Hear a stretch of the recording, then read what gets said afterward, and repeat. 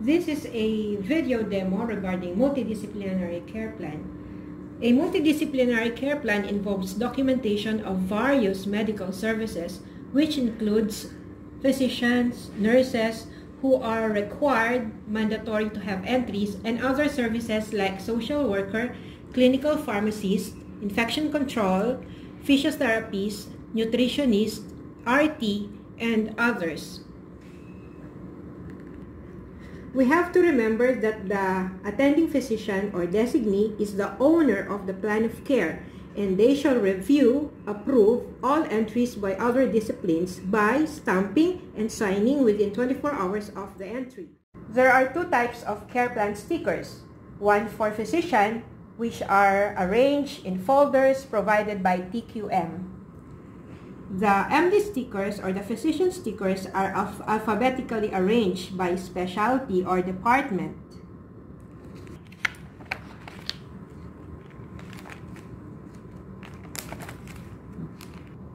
And the other type of stickers are those used by the nurses.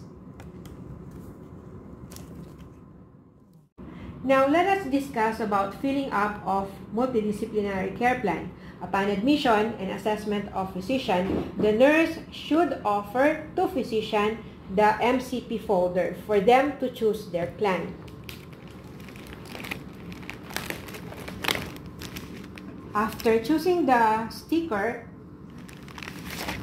it has to be pasted on the front page of the multidisciplinary care plan. Physician fills it up by ticking the boxes, write the date and time, sign and stamp. This is the tracking sheet.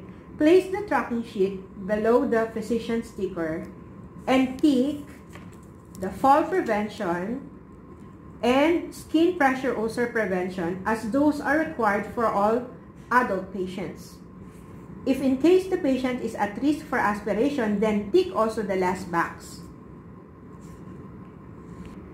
These are the established care plans. This is the fall risk assessment. It is an assessment and at the same time a care plan. The other one is Braden scale. So it is an assessment. Number one, the Braden scale. This is the skin pressure ulcer prevention care plan. It is an assessment and at the same time nursing care plan.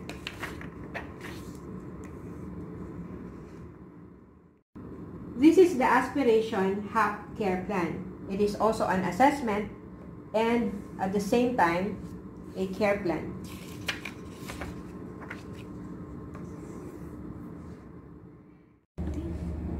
Let me set a concrete example.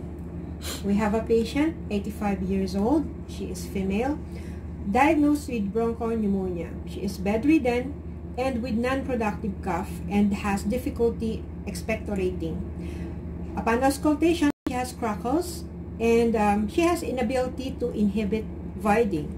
Vital signs taken: temp is 39, RR 23, pulse rate 110, blood pressure is normal, as well as the oxygen saturation. Now gather all the data and put them together, group them together. So in this case, patient has fever, temp of 39, and respiratory rate of 23, and pulse rate of 110, and so the diagnosis that we can choose is hyperthermia. And then patient has productive cough, non-productive cough, and has difficulty expectorating and with crackles. So another diagnosis is ineffective airway clearance. Patient also has inability to inhibit voiding, and so another care plan is urinary incontinence. Now we have to prioritize the three diagnoses that we had chosen. Prioritize them according to ABC. A for airway, B for breathing, and C for circulation.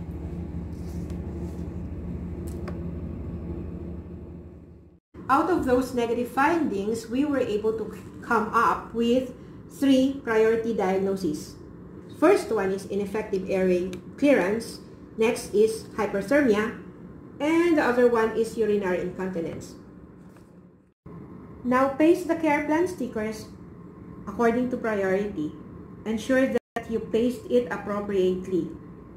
Write the date and the time and tick appropriate boxes in order to set the nursing diagnosis, which is the NANDA label and its definition, related to, and the evidence by. Next, set the goals.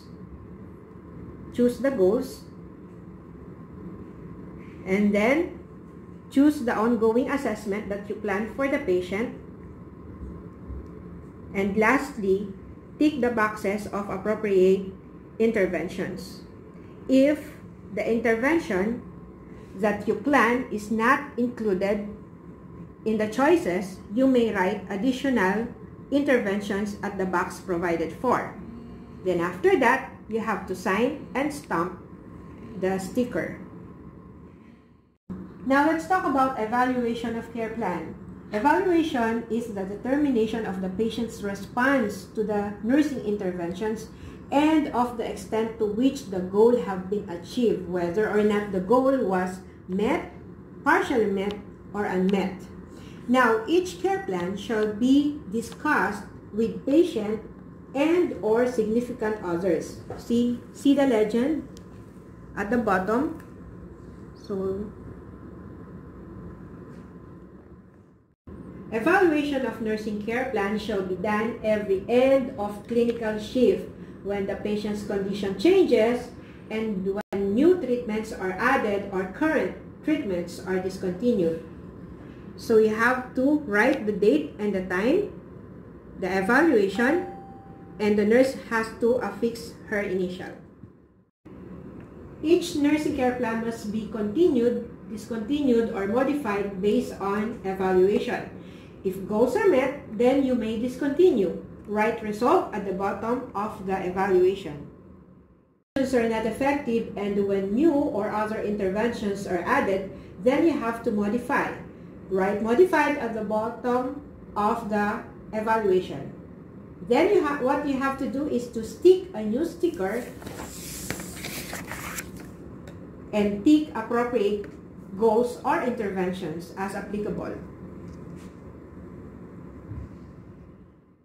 Now, when are you going to continue the care plan?